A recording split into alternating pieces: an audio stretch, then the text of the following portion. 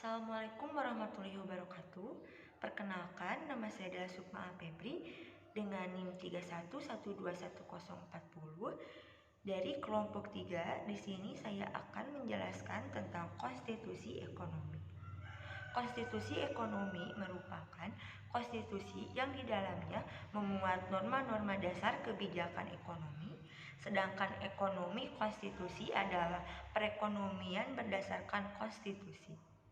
Tujuan diperkenalkannya konstitusi ekonomi untuk memberi kesadaran bagi publik dengan mengawal para pengambil kebijakan operasional dalam bidang ekonomi untuk sesuai dengan kehendak konstitusi. Merumuskan kebijakan ekonomi di dalam konstitusi dilakukan untuk mewujudkan kesejahteraan sosial melalui sistem ekonomi yang sesuai dengan karakteristik ekonomi nasional.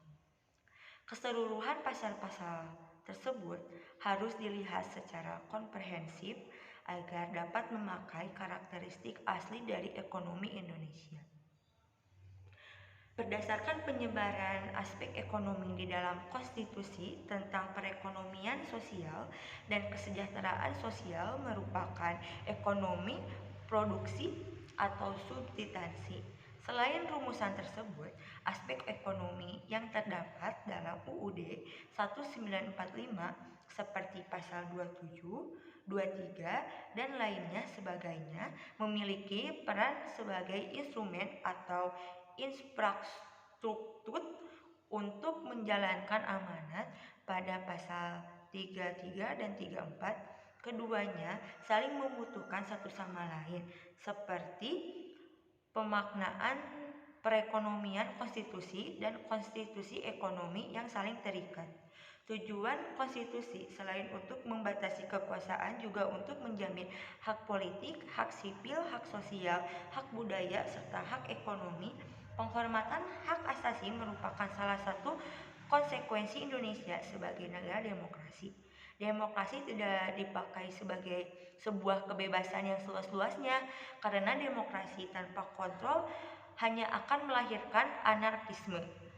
Hal ini pun sama dengan konsep demokrasi ekonomi yang tercantum di dalam konstitusi. Jika ekonomi dibiarkan berjalan sendiri dalam penguasaan pasar dan dapat bertindak sebebasnya, hal ini justru akan melahirkan sistem monopoli pasar dan otoritarian model yang akhirnya akan membunuh demokrasi itu sendiri. Penafsiran konstitusi ekonomi Indonesia merupakan negara hukum yang menganut supremasi konstitusi yang tidak terlepas dari konstitusi, konstitusionalitas, dan konstitusionalisme. Konstitusi merupakan hukum dasar atau dapat dikatakan sebagai hukum tertinggi. Konstitusionalitas merupakan perbuatan dan tindakan yang sesuai dengan konstitusi, dan konstitusionalisme merupakan paham konstitusi warga negara. Mahkamah Konstitusi terbentuk sebagai lembaga di era reformasi yang bertujuan sebagai pemenuh terhadap hak-hak warga negara dan pelaksanaan paham konstitusionalisme. Mahkamah Konstitusi sebagai penafsir Undang-Undang Dasar berperan sangat penting sebagai satu-satunya lembaga yang dapat menguji undang-undang terhadap Undang-Undang Dasar. Terdapat beberapa putusan Mahkamah Konstitusi di bidang ekonomi yang menjadi peletakan baru sebuah sistem ekonomi berdasarkan konstitusi Indonesia yang menganut ekonomi kerakyatan telah tercermin di dalam Undang-Undang 1945.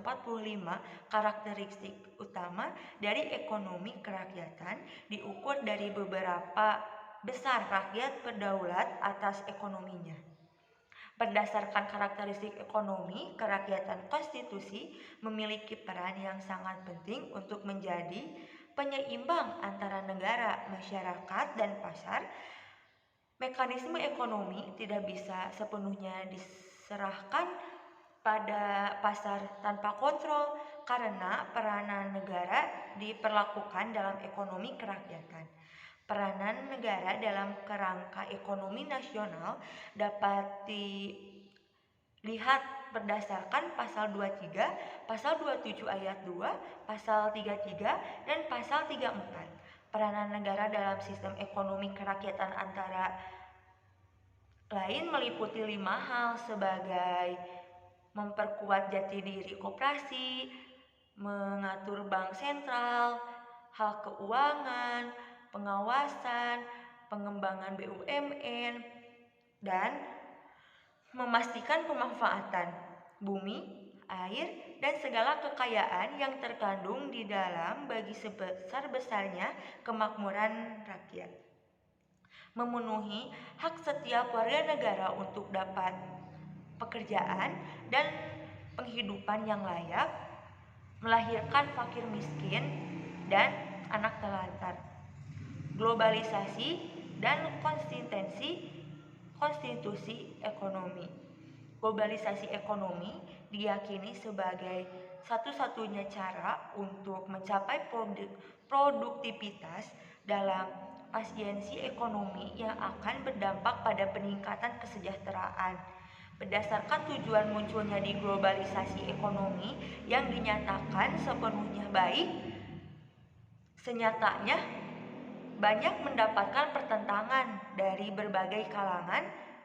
Kekhawatiran akibat dampak globalisasi ekonomi terjadi dalam munculnya perusahaan-perusahaan transnasional dan multinasional yang menamakan investasi mereka di luar negeri untuk mencari keunggulan komparatif sebagai sumber daya alam, pajak rendah maupun upaya yang murah. Hal ini tidak hanya menjadi kekhawatiran negara berkembang seperti Indonesia, akan tetapi juga negara maju lainnya. Konsep inilah yang menjadi penyebab tingginya tingkatan pengangguran di Eropa dan sekitarnya, karena perusahaannya memilih dan memiliki investasi di negara lain. Begitupun dengan negara yang terpilih sebagai tempat untuk berinvestasi. Terjadi sebuah hal yang menyebabkan lumpuhnya kemandirian bangsa dalam mengelola tanahnya. Perubahan iklim ekonomi dunia juga tidak bisa menjadikan diri untuk terus mengharamkan globalisasi ekonomi dalam mengenalkan ruang-ruang baru dengan formula yang telah diselesaikan dengan perkembangan zaman. Konsep privatisasi yang selama ini menjadi perdebatan dinilai sebagai salah satu liberalisasi yang bertolak belakang dengan ekonomi Indonesia. Sebagaimana dikemukakan berulang kali oleh Bung Hatta, yang dimaksud dengan dikuasai oleh negara pada pasal 33 ayat 2 itu lebih ditekankan pada segi dimilikinya hak oleh negara, bukan pemerintah, untuk melakukan pengendalian. Artinya dengan kekuasaan dan dikuasainya cabang-cabang produksi yang penting bagi negara dan yang menguasai hajat hidup orang yang banyak tersebut oleh negara, berarti negara memiliki hak untuk mengendalikan kegiatannya. Penyelenggaraannya secara langsung dapat diserahkan kepada badan-badan pelaksanaan atau BUMN atau perusahaan swasta yang bertanggung jawab kepada pemerintah yang kerjanya dikendalikan oleh negara. Kasus konstitusi ekonomi di Indonesia. Adapun contoh kasus konstitusi ekonomi di Indonesia antara lain: 1. Kota Waringin Timur, 2. Kasus BLBI, 3. Kasus EKTP. Adanya korupsi. Korupsi adalah hal yang konstan dalam masyarakat dan terjadi di semua peradaban. Korupsi mewujudkan dalam berbagai bentuk serta menyebabkan berbagai dampak baik pada ekonomi dan masyarakat luas. Berbagai penelitian maupun studi komprehensif sosial dampak korupsi terhadap ekonomi dan juga masyarakat luas telah banyak dilakukan Hingga saat ini, hasilnya korupsi jelas menimbulkan dampak negatif. Tindakan korupsi merupakan tindakan yang sangat merugikan negara jika dilihat dari sisi ekonomi.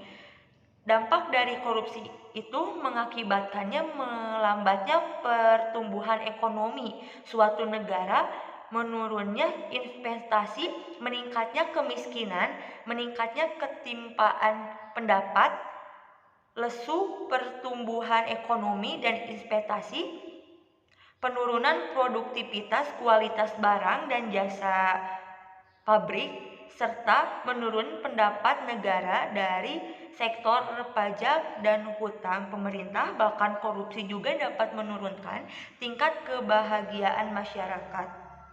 Sekian presentasi dari saya. Mohon maaf bila banyak sekali kekurangan dan kesalahan. Terima kasih atas perhatiannya. Wassalamualaikum warahmatullahi wabarakatuh.